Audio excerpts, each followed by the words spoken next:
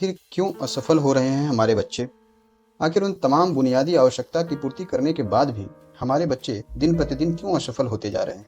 और इस असफलता से निराशा उत्पन्न हो रहा है उनके मन में, जिससे वो अंदर ही अंदर टूटते चले जा रहे हैं और अपनी जिम्मेदारी की बोझ से दबकर अपनी इस पीड़ा को बताने से भी कतरा रहे हैं।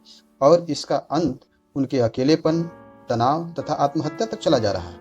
यह विषय इतना आसान नहीं है, बल्कि इस पे गहन चर्चा एवं निदान की आवश्यकता है। आज का चकाचौंध हमारी युवा शक्ति को दिन प्रतिदिन खोखला करती चली जा रही है। उनकी क्षमता, उनका बल उनका एक समय के बाद शिथिल सा पड़ जा रहा है, जिससे उनका जीवन एक हारे हुए योद्धा की भांति प्रतीत होने लग रहा है। इस विषय पर एक रोशनी डालकर हम अपने आप से पूछें, समाज को देखें और उनके हालातों से रूबरू होकर निदान करने की ओर प्रयास करने की स्थिति को उत्पन्न करें। मान लीजिए हमने अपने बच्चे को अच्छा कपड़ा दिया, अच्छा स्कूल दिया, अच्छा परिवेश, या कह लीजिए वो सारी सुख सुविधाएं प्रदान की जिससे उसे अपने बाल्यावस्था में मिलना चाहिए। पर एक गलती यही होती जा रही है कि हमने सुविधाएं तो सभी उपलब्ध कराया पर उसे हम क्या नहीं दे पाए, तो वो है समय, ध्यान और उसके रुझान या चाहत का हमने ख्याल नहीं किया कि उसकी रुझान किस दिशा में है, वह उसकी चाहत क्या है, वह क्या करना चाहता है, उसके अंदर कौन सी प्रतिभा ऐसी विद्यमान है। इस विषय पे हम अपना समय उसकी तरफ आकर्षित कर ही नहीं पाए। बच्चा स्कूल गया, पढ़ा, फिर घर वापस आया तो उसके द्वारा पढ़ी गई चीज़ों का न तो घर में किसी ने चर्चा किया, न तो उसके उस समाज में उसकी चर्चा हुई जिस समाज में वह अपना अधिकाधिक समय बिताता है। वो केवल किताब में लिखी एक कहानी रह गई जिसे वह दोबारा कल सुनेगा, बस। यह वह छोटी सी चीज़ है जिसे वह पढ़कर आया था।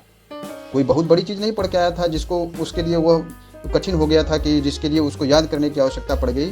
बस गलती कहाँ हो जाती है कि हमने उसका दोबारा घर में, परिवेश में, समाज में चर्चा होने ही नहीं दिया जिसको वह सरलता से ये समझ सके। जिस चीज़ को वह पढ़ के आया था, एक छोटी सी चीज़ पढ़ के आया, मान लीजिए न्यूटन का नियम पढ़ के आया, मान लीजिए मैथ का कोई सवाल a+b का होल स्क्वायर पढ़ के आया, या मैथ का कोई भी टॉपिक पढ़ के आया, इतिहास का कोई भी टॉपिक पढ़ के आया, उसके लिए एक याद करने वाली वह चीज़ बन गई क्योंकि उसकी चर्चा नहीं हुई, जिससे वह अपने दिमाग पर बोझ सा ढोने लगा, जो धीरे धीरे उसमें डर पैदा करने लगा कि इसे हम याद नहीं करेंगे तो स्कूल में मार खाएंगे या परीक्षा में फेल हो जाएंगे। यदि उसी चीज़ को हम घर के माहौल में जिक्र किए होते या उसके समाज में उसी बात को रिपीट किया गया होता, उसी बात की चर्चा की गई होती, तो वह उसकी दिनचर्या में शामिल हो गया होता। जैसे वह सभी चीज़ों को अपनी दिनचर्या में शामिल करके ये उसको आसानी से याद करके आगे बढ़ता है, उस सभी चीज़ों को उसको रटने की आवश्यकता नहीं होती है। बहुत सारी चीज़ें उसकी जो दैनिक जीवन में उसके समाहित हैं उसको वह आसानी वे में वो याद रखता है, उसको अलग से याद करने की आवश्यकता नहीं है।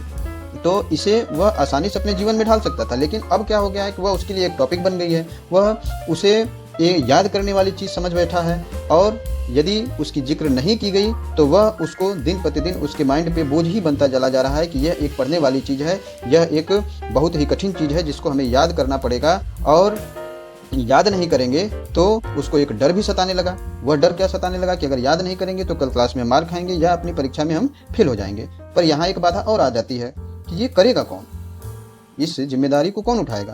तो घर में आते हैं पिताजी को काम से फुर्सत नहीं है, और होना भी नहीं चाहिए क्योंकि वो कमाएंगे नहीं, पैसे लाएंगे नहीं, तो परिवार का लालन पालन, जिसे आप आसान भाषा में खर्चा कह लीजिए, वो कैसे चलेगा।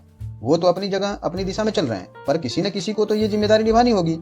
तो आती है बारी मम्मी की या भाई बहन की, जिसे पूरी तन्मयता से पूरा करने की आवश्यकता है। इसे अपने या तो मम्मी या भाई बहन जो भी हों, इस पे बात करने के अलावा जो व्यर्थ का अपना समय गंवाते हैं, उस समय को इस दिशा में डालना चाहिए कि यह प्रक्रिया और ही आसान, सरल एवं आनंददायी बन जाए।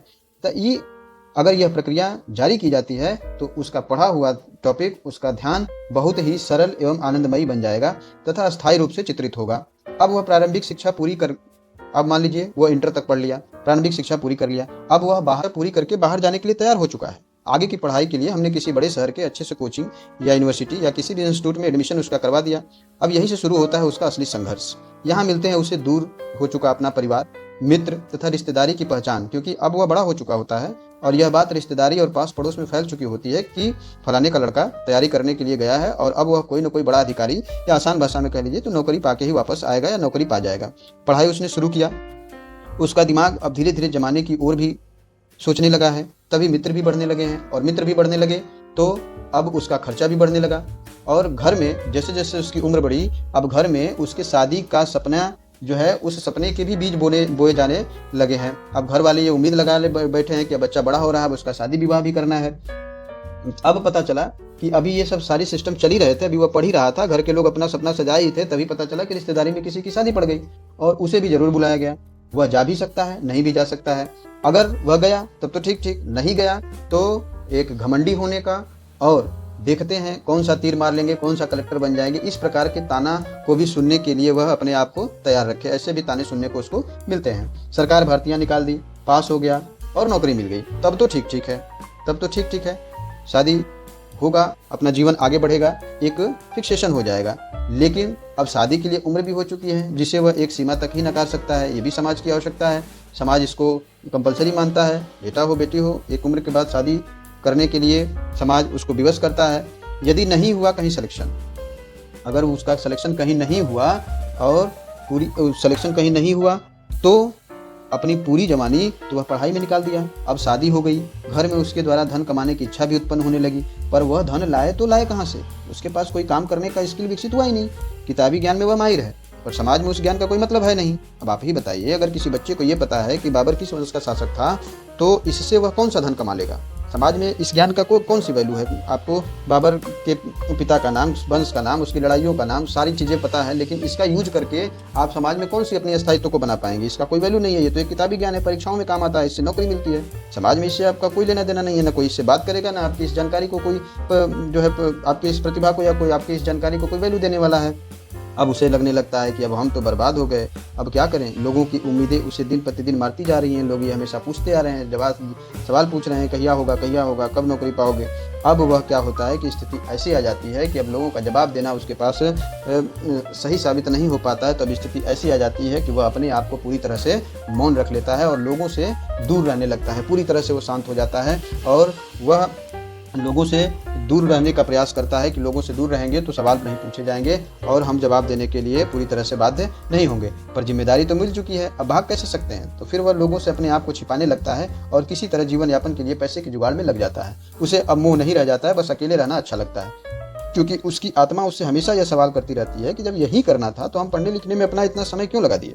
इसलिए हमें अपने बच्चे को समाज के दर्शन के लिए पढ़ाना आवश्यक है, पर पढ़ाई के साथ साथ किसी न किसी ऐसे स्किल की भी आवश्यकता है, इसी स्किल की भी शिक्षा देनी चाहिए जिसकी समाज में आवश्यकता है, जिसकी सहायता से वह यदि सरकारी नौकरी नहीं कर पाया तो उसे यह पढ़ाई व्यर्थ न लगे, उसे यह बोझ न सताए, यह उसे डर न सताए कि अब मेरा क्या होगा, और अपने ही लोगों से वह मुंह मोड़ के जो है सबसे अलग न हो।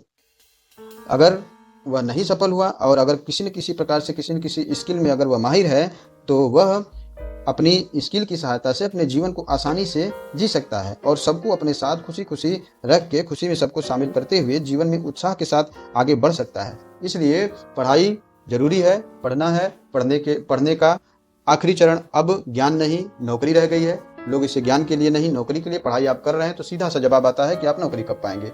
तो अगर नौकरी मिल गई तब तो ठीक ठीक, नौकरी नहीं मिली तो किसी न किसी स्किल की आवश्यकता है जिससे आपके बच्चे पूरी तरह से इस बोझ को सहन कर सकें, अपने आसान से जिंदगी को और आगे बढ़ा सकें स्किल की सहायता से। तो बस आज की चिंतन यही तक। जीवन की सच्ची घटनाओं के विषय में हम यहाँ चर्चा करते रहते हैं। यदि आपको यह चिंतन अच्छा लगा हो या कोई सुझाव हो तो कमेंट में जवाब दें, इस पर हम जरूर बात करेंगे। और यदि आप इस वीडियो को यूट्यूब पे देख रहे हैं और इस चैनल पे आप नए हैं या फेसबुक पे देख रहे हैं और इस पेज पे आप नए हैं और आपको यह चिंतन पसंद आया है तो चैनल को सब्सक्राइब कर लें, पेज को फॉलो कर लें, जिससे हम आगे की घटना पर चिंतन का वीडियो अपलोड करें तो आप तक आसानी से पहुंच सके। सभी श्रोताओं के उज्जवल भविष्य की कामना के साथ साथ बहुत बहुत धन्यवाद।